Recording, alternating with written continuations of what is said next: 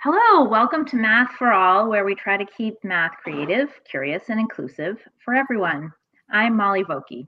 And I'm Heidi Subnani. We are so excited that you have joined us this evening. We are really excited to speak with our guest, and we'll hold off on a moment on announcing who that is.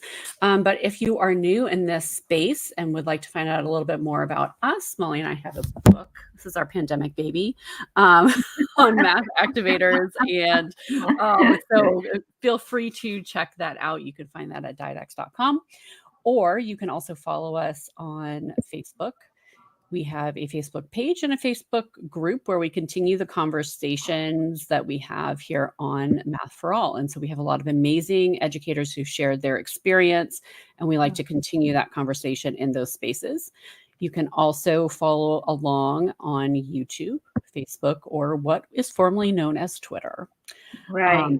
Or on our website, Math for All. So thank you for joining, everyone. Yes, yeah. We are super excited about our topic today and our guest. Our question today is, what is the difference between larger thinking tasks and thin slice tasks? So if you don't know who we're asking that question, it is Peter Liljedahl. He is going to be joining us today, and we are super excited about that. And I have the honor of introducing him. So, Dr. Peter Liljedahl is a former math teacher and researcher known for his significant contributions to the field of mathematics education, particularly in the development of building thinking classrooms. With a passion for fostering deep mathematical thinking and problem-solving skills, Peter has dedicated his career to reshaping classroom environments. His work emphasizes collaborative learning, problem-solving, and student engagement, leading to more effective and meaningful mathematics education experiences. Through his innovative teaching methods and research, Peter continues to inspire educators worldwide to create dynamic and thought-provoking learning spaces. So let's bring Peter in. Hello. Hey, how are you? Good job on the name, by the way. Thank you. For all of those listeners who are wondering how to say my name, that's how you say it. I have been practicing, and actually you can thank Pam Harris for me even knowing how to say it. So, so we're super excited to have you here today. And thank you for giving of your time. We always like to start with this question so that people may learn a little bit more about you.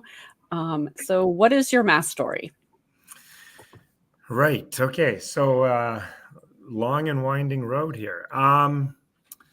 So for those of you who don't know, I was born in Sweden. So I lived in Sweden until I was 8 years old. And I remember, we don't start grade 1 until we're 7 years old in Sweden. So I went to grade 1. I remember going to grade 1. I had already figured out some things in math, and I was actually quite proud of myself because I'd figured out how to add and subtract and multiply on my own. And I get into school in Sweden, and my math experience was they gave us this little notebook. You can just picture this little notebook, right? And you would open it up, and it was graph paper, right? So the whole notebook was graph paper. Yeah. So day 1, open up the notebook, and there was, I don't know how many squares on that first page, but what we had to do was we had to draw a 1, the number 1. Oh no. In each square. So we'd start with the first square, and then we would do it the second square, and we would fill the entire page with nothing but 1s. Why? Because we had to learn how to draw 1. That was really important to math, I guess. So what do you think we did on the second day? 2. Yeah, we did 2s. And this was the first 10 days of math for me in school. Day 10, we did 0s. Very special day. So didn't start with that. No, because that was advanced. We had to start with 1s. And just so you know, 1s in Sweden have a little flag on it, so it wasn't, gotcha. But like that's my memory of math in grade 1. and then we immigrate, but then I know we did other things, right? We started learning how to add and multiply and divide, or not divide, add and subtract. And I'd figured out multiplication on my own. And then we moved to Canada. And all of a sudden, I am one of 3 ESL students. That's what we were called back then, ESL students in the school, which meant that I wasn't allowed to stay in the classroom very often. I had to go to the closet down the hall and do worksheets on punctuation and so on and so forth, learning how to draw commas and semicolons. Super important stuff. But one of the things I could hold on to was math, right? Like math was one of the things that I could still do when I came over. And I think that had a lot to do with why I really gravitated towards math. And math was the first thing that I was good at in school in Canada. So, and that kind of became something I always focused on, and so on and so forth. And I remember there's a couple of distinct things that I remember. I remember the first time I saw division, and it just like, oh, this seems like it just felt so backwards. And I remember the first time I was trying to multiply fractions, I kept getting a number that was smaller than what I started with. And that really irritated me, because that doesn't follow the rule that multiplication makes bigger. And right. Like I have these really distinct memories.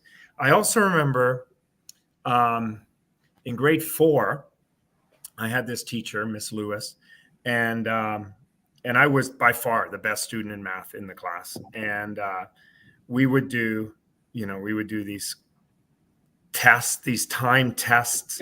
It's like the mad minute, and then you have to pass the paper to the person sitting behind you, and the person at the back had to bring it to the front, and then you had to mark as the teacher went over the answers. And then the teacher would sit in her desk and call out a student name, and whoever had that paper would have to read out what the score was. Oh, right. Oh yeah, and like this is why my research and math anxiety continues here, folks.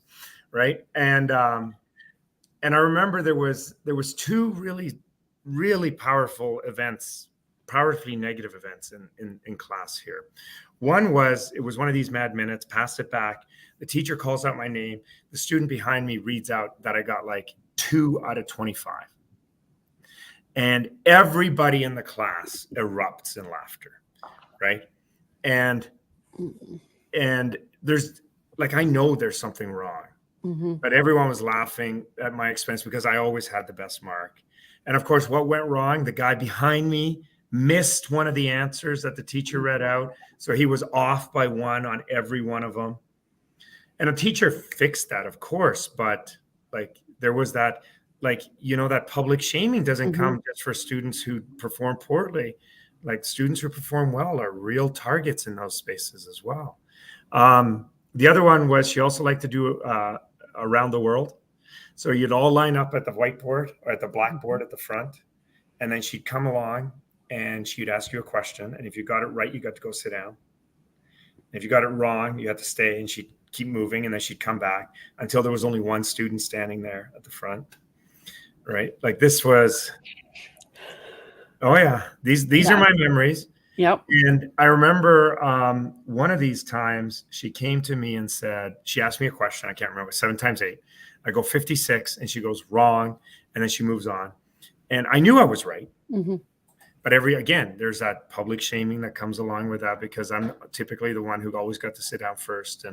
And now there's all this laughter and this frustration that I know that if I defend myself, it's going to make it worse.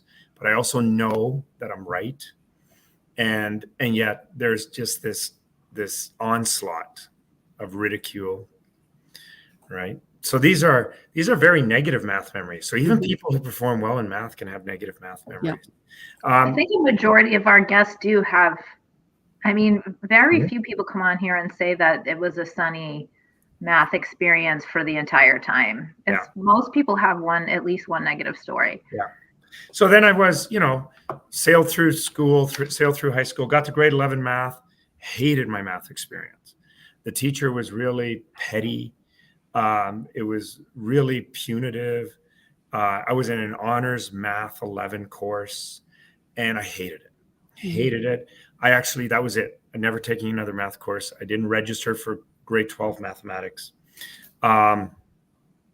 And my friends talked me into registering for honors grade 12 and met an amazing teacher. And then that pushed me into, a degree in mathematics and so on. And that's sort of my math story. Right. Wow. There was really high points and there was some low points. There was moments like these near misses of like, that's it, I'm done. I know there's a lot of stories out there of people who like, they did really well in math, but they didn't really understand it until they'd been teaching for like 10 years, right? Like, oh, now it makes sense, right? Like, no, I understood math. By and large, I enjoyed math. I loved math. I didn't love all my teachers, right? I didn't love all my experiences in classrooms, but I loved math. To me, it made sense. I feel like that just gives hope to the world that if Peter Liljedahl didn't have the best math experience and has done the amount of research on teaching math, then we're all probably going to be okay. We'll all be okay. We'll all be okay. It's okay. Well, it's that like school experience versus math experience, right? I think, many of us had like really negative math experiences in school situations. And whether that was a teacher who was doing what they thought was right or just was petty in your case, and like that's also a possibility.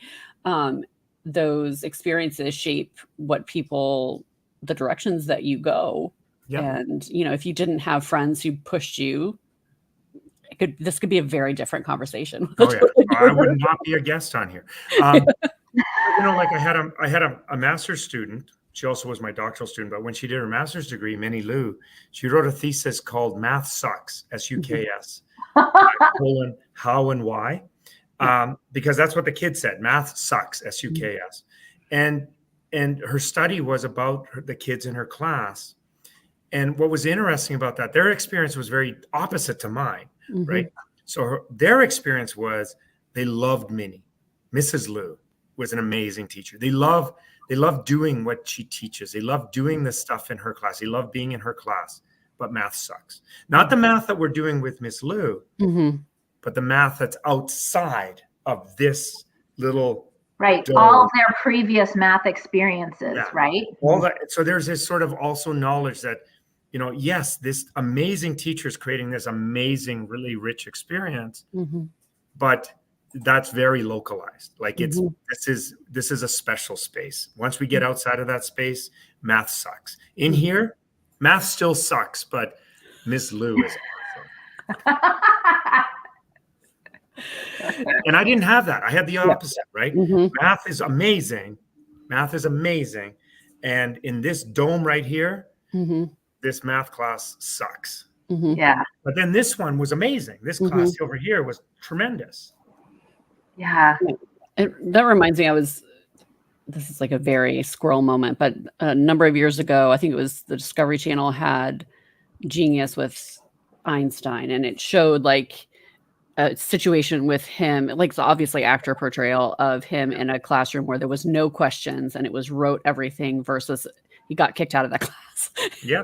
Versus an experience later in life that he had where it was about questioning and how interesting that could be. And, so many instances in life where when we don't allow those questions, maybe we don't allow those opportunities to learn and grow or think about something different, that we're missing out collectively on that opportunity. Of course we are, right? Like 13 years of math is a really long time to be engaging with a subject that you don't like, right? Like, and like to what end?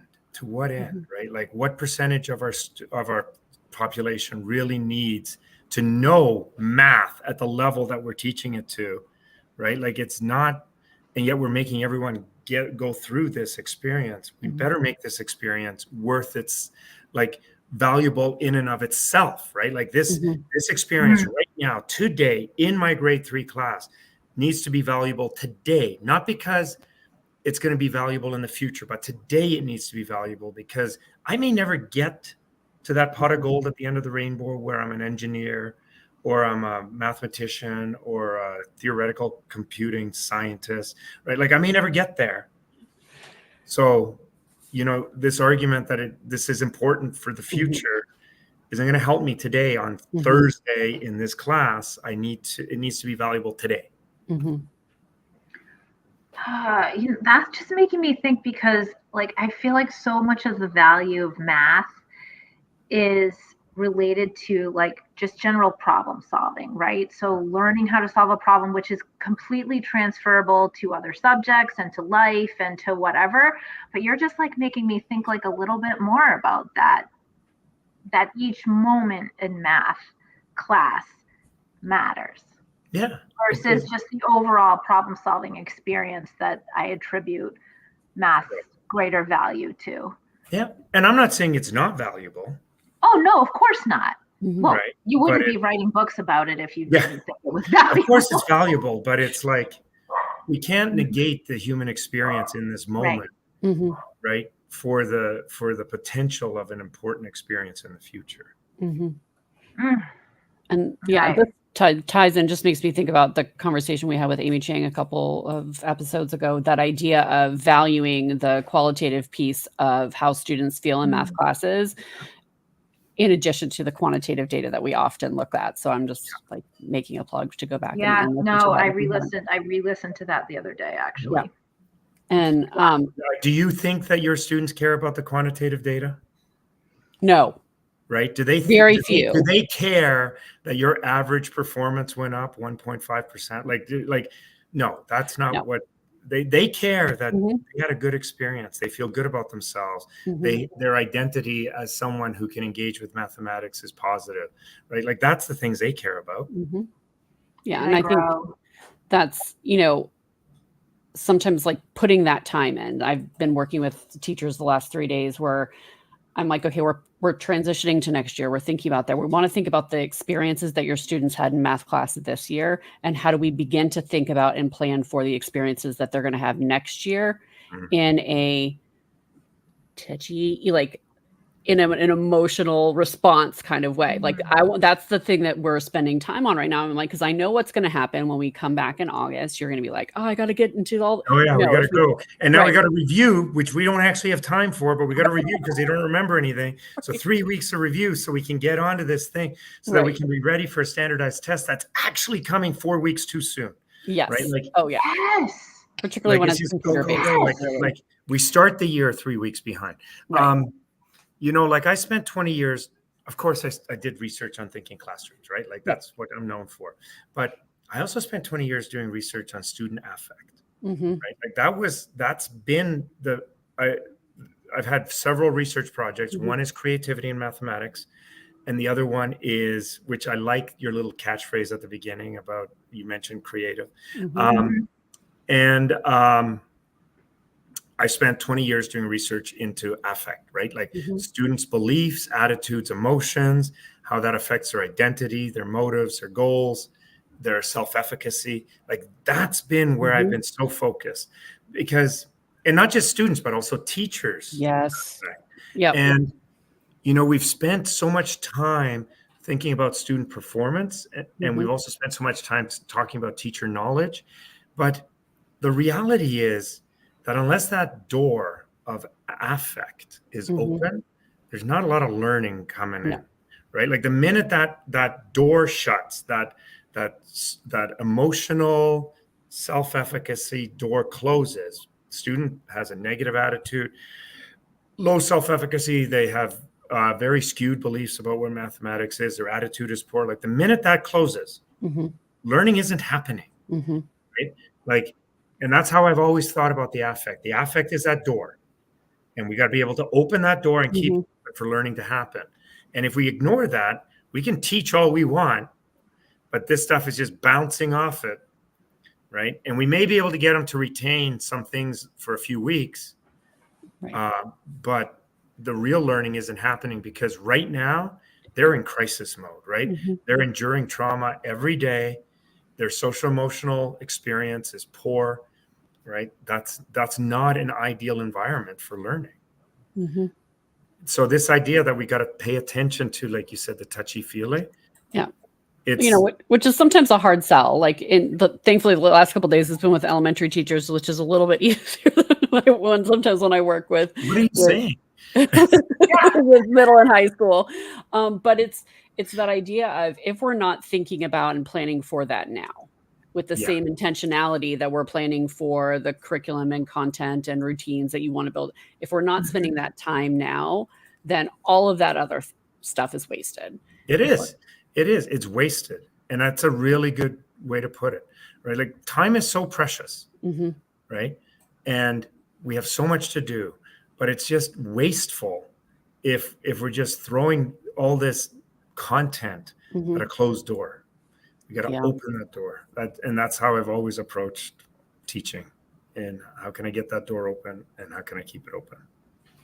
Well, I think if you had done that research initially, I don't think that, and I could be wrong, this is my conjecture, I don't think that building thinking classrooms would have the same foundational underpinnings that it does, in the sense of the way that we look at why that makes a difference in classrooms, right? Because it would just be like a series of things to do without the philosophical lens that you were looking through when you started that research. That's just my conjecture. Yeah, like, I don't want to say that you're wrong, but when I was in the thick of it, I'm not necessarily willing to say that it was that strategic, right? Like in hindsight, it all makes sense, right? You had an interest in creativity. I can see that. You're really well versed in problem solving. Yeah, obviously. You had all this work on affect. Of course, right? Building thinking classrooms, it all bundles it together. You've had all these personal experiences as a learner. You've watched your own 3 children go through these personal experiences. It's all right there, right? Like, building thinking classrooms is a reaction to this life journey. Yeah, that's what it looks like. Yeah, that's what it looks like. No, that's not how it happened. Yeah, that's not how it happened. It was like, and of course I was influenced by these things, but at the time, I don't think I was influenced by them in that sort of obvious way, right? Like, it was creating lenses through which I was looking through, but I don't think I was necessarily aware that the lenses were there. But you know what? That's so interesting that you say that, because so many teachers that I did one project in a school this year that was just all BTC, and I was having conversations with them, and as we're learning and as they're pulling more things into their classroom, I'm like, this is all the stuff that we've already done. It's just a package that sews it all up in one thing. So like, when we were working on problems, 6 years ago, before BTC came out, it was these are the tasks that we were talking about. We were talking about tasks, and we were talking about activators so that we could have kids talking to one another. This is why they're standing at the board. Like, it just is like the whole package, putting it all together. Right. So I understand what you're saying. Except 6 years ago, you were swimming against the current of that normative institutional classroom that wasn't designed for those activities, right? Like, you had this fabric of an institution that was screaming conform and comply. And then you're in there going, hey, you need to be an activator, and you need to mobilize knowledge, and you need to problem solve, in a space that was telling them to do everything but those things. And I think I personally think that's what building thinking classrooms helps with, is that it's come along at a time when there's all these really great ideas that are already, all this good work that's already happened, like you mentioned, Molly. And like the world is just ready for it, because we've been working hard on this. And then building thinking classrooms comes in and says, hey, what would happen if we just change the environment a little bit? And then all of a sudden it's like, oh, this is easier to do. It's easier to use that task from 6 years ago, and it's easier to be an activator now. And it's, Yes. So, all right, let's talk about. Can we talk a little bit about nuts and bolts of, because this is a question that I think I've probably answered incorrectly multiple times. when teachers and I are having these discussions around the kind of difference in maybe purpose and style of task or question between like a thinking task and a thin sliced series of tasks, and what their role is in how we kind of approach curricular tasks. Okay. So let's start with a larger task. All right. So one of the things that has happened in the last 35 years is math education has worked really hard at trying to find large tasks that address content, right? 3-act tasks is a perfect example, right? It's a large task. It's going to take some time. Problem-based learning, project-based learning, large tasks. We have all of these resources full of these tasks that, hey, if you do this, it's going to take a whole period, but look at all the learning that's going to happen, and so on and so forth. And these are amazing resources. And I think we need to honor those and use them. So these large tasks, I often refer to as rich tasks, and lots of people refer to them as rich tasks. So let's start with that. So what is a rich task? So a rich task is a task that's going to require the student to network together a whole bunch of different parts of mathematics to solve this, right? They're going to have to activate prior knowledge. They're going to have to discover some new things. They're going to have to make inferences and leaps and organizational structures. They're going to have to do a lot of stuff. That's all mathematical, and it's very good. And when done well, it can be highly engaging, and we get a lot of payback from this, right? The payoff is huge, right? Now, if this rich task also happens to hit some curriculum, then it's a rich curricular task. Now, that doesn't always happen. So I was doing one today in a workshop here in Hartford, and I call it the cake task. And the task is, I have a square cake. It's got frosting on the top and the 4 sides. How do I cut this cake so that I can share it with 5 children so that every child gets the same amount of cake, same amount of frosting? Okay. So this is a rich task. It's also what I call a divergent task, because there's so many different ways to think about it. And we can go in so many different directions with it. And it's really, really rich. And what kind of math do we bump into it? We bump into area and perimeter and areas of triangles, if you're thinking a particular way. And in particular, areas of obtuse triangles where the height is outside of the triangle and things like this. Like, we're bumping into this content. And if you happen to be teaching grade 6, where this stuff is in your curriculum, then this is a rich curricular task. But this is also an amazing task to use in Algebra 1 or geometry. But anything in middle school, right? I use it with undergraduate students. I use it with adults, but it's not a curricular task anymore. Because even if they're doing all of that stuff, that's not in their curriculum. Yeah. Right. But it doesn't make it any less rich. You still have to activate all this prior knowledge and so on and so forth. So we have these rich tasks, and they might be curricular or they may not be curricular. And even if I'm doing it with grade 6 students where they were definitely talking about area and perimeter and areas of triangles and stuff like this, it's only curricular if a particular student or a particular group happens to bump into that stuff. Right.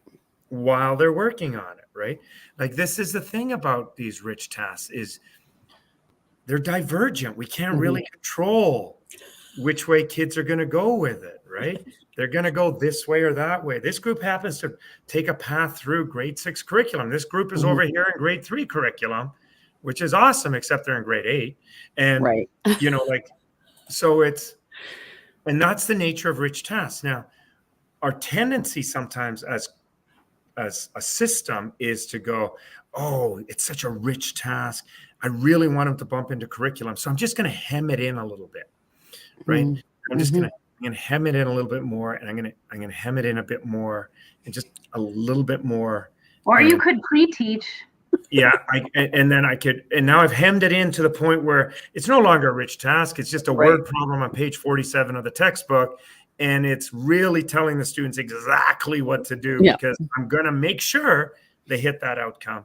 But it's no longer a rich task. So when we talk about a larger thinking task, that's what I'm talking about. That's a rich task, right? I love rich tasks, right? I love them whether they're curricular or not, right? Because they're mathematical, and they're what we were talking about earlier. They're playful. Students have a positive affective experience with it. They feel successful. their self-efficacy increases. Their identity shifts. And that's even if they're successful or not successful, because the nice thing about rich tasks is it's rare that you have a rich task. Like, think about other tasks where it's like everybody in the room's getting it except for me. Right. Everyone else knows what they're doing. I don't know what I'm doing. Whereas with a rich task, it's like, you don't know what you're doing either? Hey, welcome to my wheelhouse. Let me bring you in, show you around. This is what it feels like to not get it right away, right? Like, this is where I live, right? And it becomes a really safe space because we're all in that productive struggle. It's not just the one student who doesn't get it, right? We're all in productive struggle. So whether we hit content or not, we're creating a really rich, valuable mathematical experience that has value that goes well beyond the standards. Right? So this is what I talk about a large task. Now, there's a few other nuances about a large task. So a large task, what do we do when a group is done? What do we do when a group actually figures out how to cut this cake so that 5 kids each get the same amount of cake? You obviously have them go make the cake for you. No, it's like, did I say square cake? I meant a rectangular cake. Right? And so this is one of the things that I think Thinking Classrooms really adds to this discourse on rich tasks, is that it doesn't matter how rich it is, you need to have an extension. Yeah. Because in a thinking classroom, nobody ever gets to be done. Right? There's no done. Everybody's going to work until the teacher says we're all done. And which means that we're all going to finish in different places, but we're all going to work for the same amount of time. So I always have to have an extension, right? So it doesn't matter how rich it is, doesn't matter how much math you bump into, whether it's curricular or not, doesn't matter. You think you got an answer? I'm extending you. And sometimes I can extend you by pushing you inside of your solution. Sometimes I change the task. Did I say square cake? I meant rectangular cake, right? So it's like there's always an extension, which keeps that richness going and so on, right? So I have another name for these tasks. When we think about a rich task with extensions, I call them thick slicing. Okay. Because they are, right? How are you going to share a cake between 5 kids? There's 40 minutes of work. That's a thick slice, right? You're working on it inside of that space. But if you're done, I'm extending you. So I'm pushing you to another slice, right? So these are thick slices. And they have value, whether they're curricular or non-curricular. In a thinking classroom, if they're non-curricular, they're an absolute amazing way to build a culture of thinking within the classroom, right? If they're curricular, they're also a really nice way to engage in curriculum in a more holistic way, right? And there are certain curricula that really try to do this, to work with large, rich tasks, illustrative mathematics, CPM, like they're trying to do this, right? Desmos does this as well, and so on and so forth. So how's that different from thin slicing? So thin slicing, one of the big differences is the thickness of the slices. So in a thick slice task, students are going to work on the same task for a very long time, and then they're going to move on to the next one. A thin slice, they might be done in 2 minutes. And then there's a new task, and then 2 minutes, and then there's a new task. And this task is getting harder and harder and harder and harder. And at the end of the lesson, they may have done 20 questions, 20 tasks, but where they are is very far from where they began. The other thing about thin slicing tasks that are very different from thick slicing tasks is that thick slicing tasks tend to be divergent. Yeah. Okay, so that means this group is doing it. They're doing triangles. This group's making squares. This group over here is drawing something that looks like a starburst. I don't know what that group's doing, but they've cut the cake and rearranged it, and they're doing something else with that. This group is making something that looks like the Swiss flag, right? It diverges. It goes in many different directions, whereas thin slicing tasks tend to converge. We're subtracting fractions. Okay, so we're going to subtract fractions. There's not that many different ways students are going to approach it. Right. So it behaves differently. And if I set it up right, I'm even narrowing the number of ways that they're going to approach it as well, because I'm creating convergence through the nature of the tasks that I'm asking. So this is the big difference.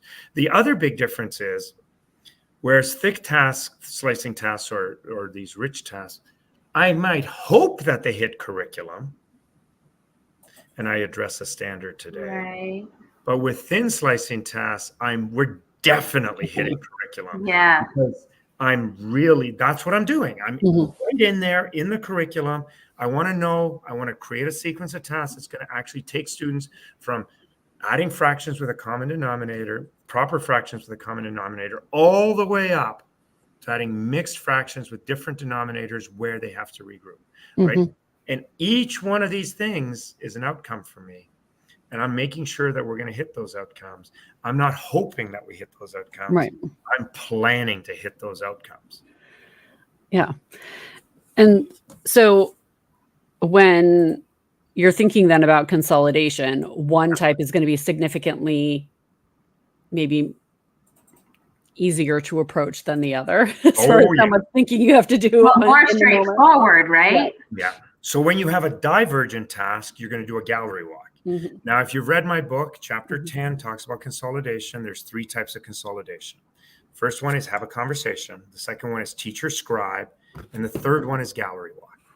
When the task diverges, we want to do a gallery walk. We want to celebrate and look at and learn from all of the different strategies that have occurred, right? That doesn't work with convergent tasks. Right? We're all thinking the same thing. And often with convergent tasks, our thinking is actually not represented on the boards. It kind of lives in discourse, and the answers get on the board, right? So there isn't a lot to look at in a gallery walk. And even if there is, we're all thinking the same thing, or within a very narrow margin of the same thing. So when we have a convergent task, we do the teacher scribe type of consolidation, which is a lot easier to plan for. It takes less time. It's easier to execute. The gallery walk, I got to plan all this on the fly, you know, and I got to lock stuff in. I got to go through a whole bunch of selecting, sequencing, and seeding, and building that sequence. And it's hard work. When you do it well, you feel like the best teacher on the planet. But consolidating a thin slicing task is considerably easier.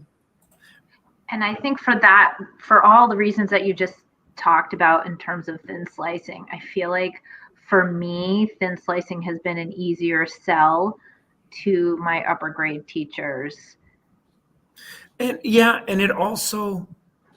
it's an easier sell, not just because it's easier to consolidate, but it's also it feels like we're doing day-to-day content here. Yes. Right? Like when I do a workshop, if I do a rich task, the number one question at the end of that, so what does this look like day to day? Because everybody knows we can't do this 200 days of the year, right? Like I still got to do logarithms. We still got to, do systems of linear equations. We still got to, do patterns and extend patterns. I can't always be in a rich task, although some teachers have done it, and I applaud them when they do that.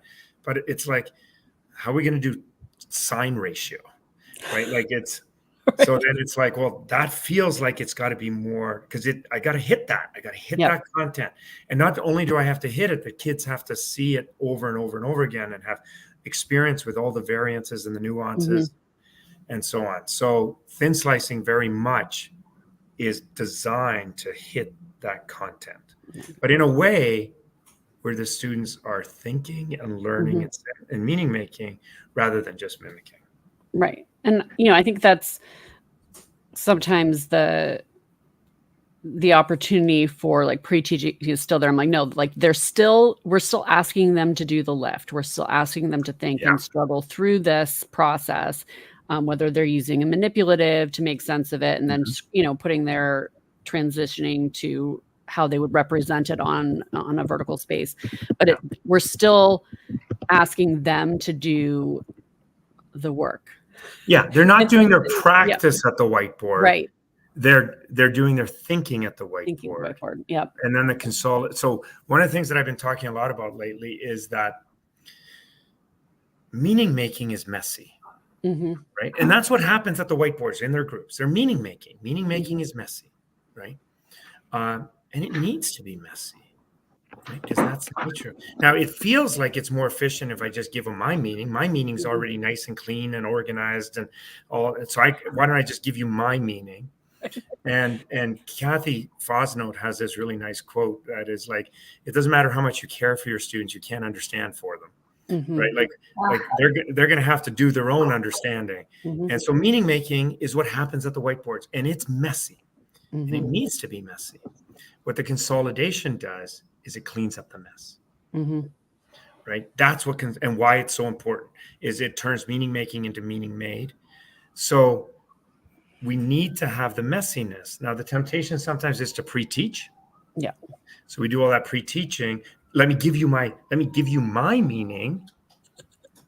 Right? Now, if that like here's the funny thing about this, right? Like I used to teach math, physics, and English composition, right? I work with hundreds, thousands of teachers who teach all different subjects. I got to tell you this. Math is the best curriculum, right? It's the cleanest. It's organized, it's logical, it makes sense. Not always, it's not always perfect.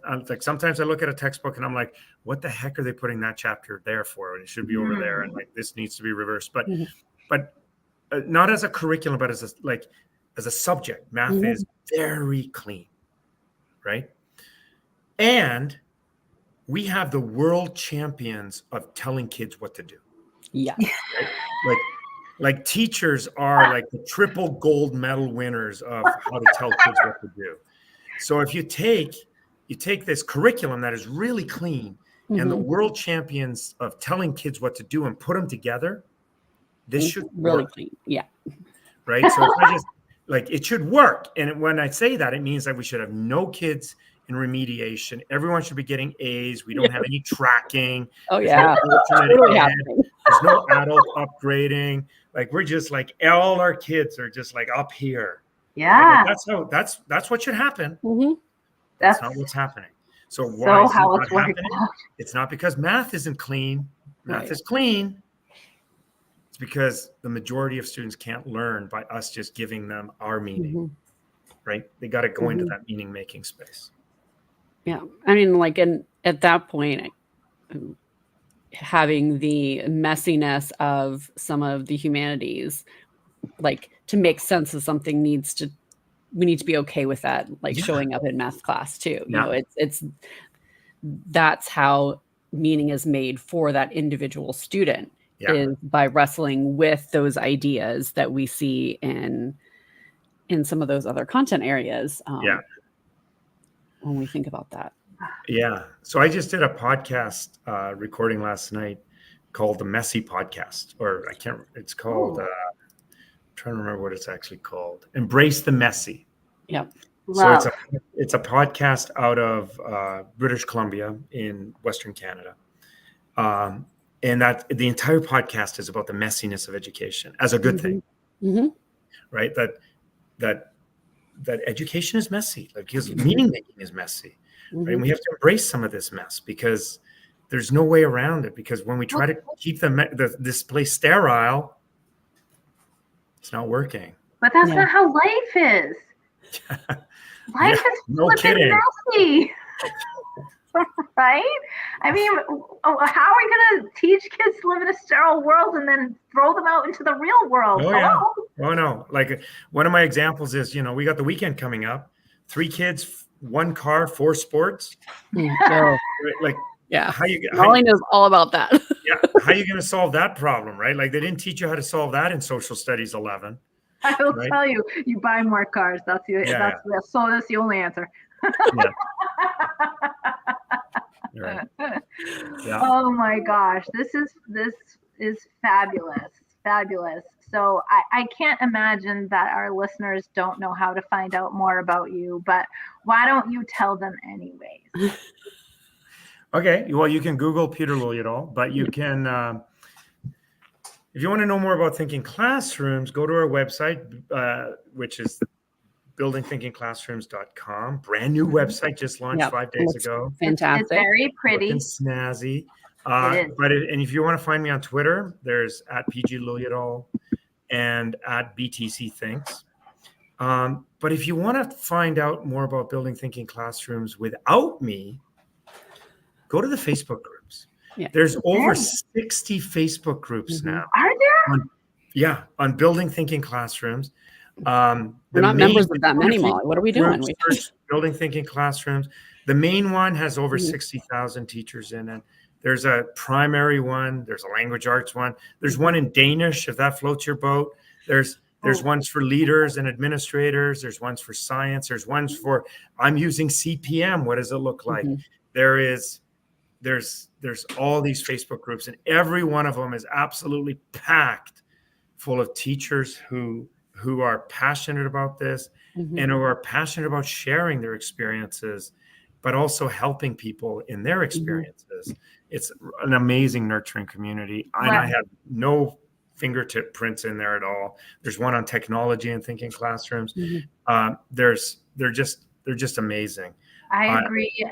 I belong to a few, and I would say what I love is that people are vulnerable about, I'm going to try this, or I just tried this and it was blah, blah, blah.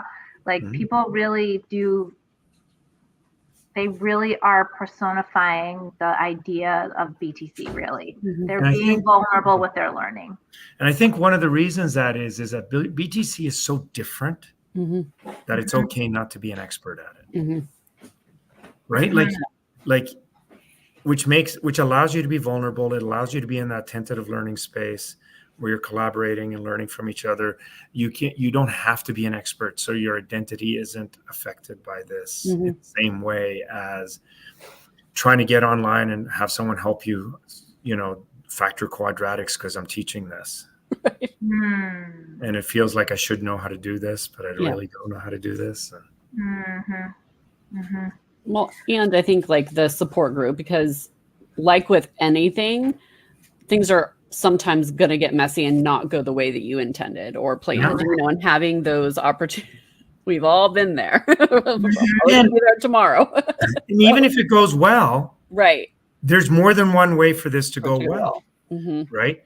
And talking to other teachers who are doing the same thing you are differently. And I'm going to say that again. Talking to other teachers who are doing the same thing you are differently is an incredible conversation.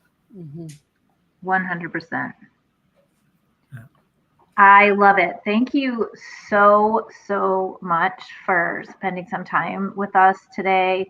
I could definitely talk about a million things BTC all day, but we know that you are going to have to work tomorrow. Yep, I am. And it's late. So thank you so much for being with us today. Oh, my pleasure. Thanks for having me. I've loved the conversation. We really appreciate it. And I love the live format.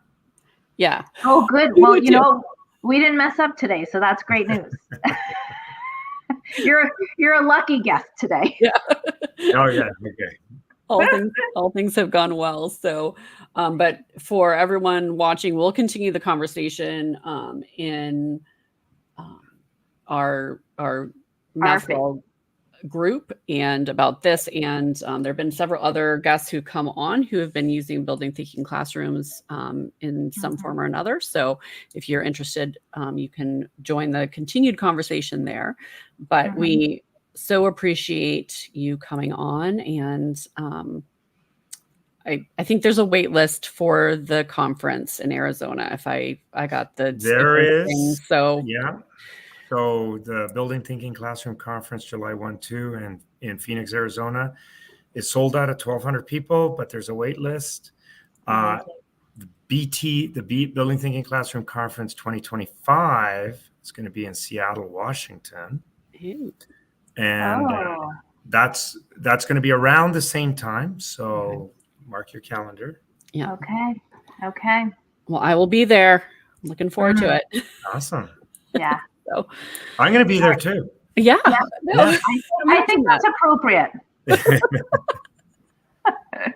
All right. Thanks so much, Peter. Thank you so much. Thank you so much. Okay. Well, that was super fun. Yes. Could continue. Super fun. All right. Well, this wraps season 3. Sorry, season Yeah. 3. But we will be Season back. 3. Right. And season 4 will start in September. We are very excited about our guests. We're lining them up right now, and there's going to be a lot of really amazing math educators coming on, and we're just really excited about that. And you can also, go back in the archive if you're interested in doing that. This month is Mental Health Awareness Month. So if you are interested in that, we have a number of guests who have come on who have talked about how to build social and emotional learning into your math classroom and into your class in general. And I would put in a personal family plug. If you want to watch our first episode of this season with my sister-in-law, Debbie Zagara, and where we talked about suicide prevention and the loss of my nephew. So that is a one place to start as well. So until then, until the fall. Until then, please keep math creative, curious, and inclusive. Bye, everybody.